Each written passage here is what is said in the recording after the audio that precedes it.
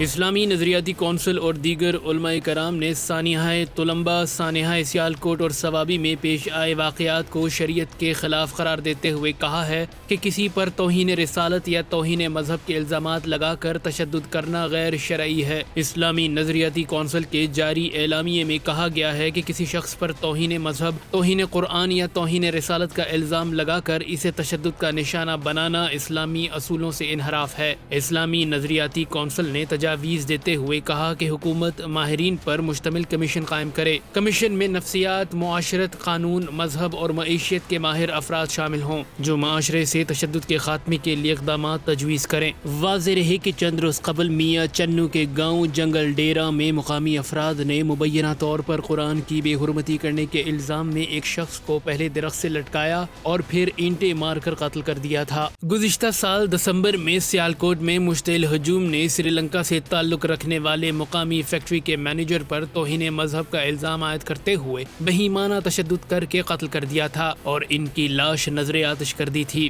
اس سے قبل بھی توہین مذہب، مقدس اوراق کی بے حرمتی سمیت اس طرح کے دیگر الزامات عائد کر کے ملک میں مشتعل ہجوم کے ہاتھوں شہریوں کے قتل کیے جانے کے کئی واقعات رپورٹ ہو چکے ہیں۔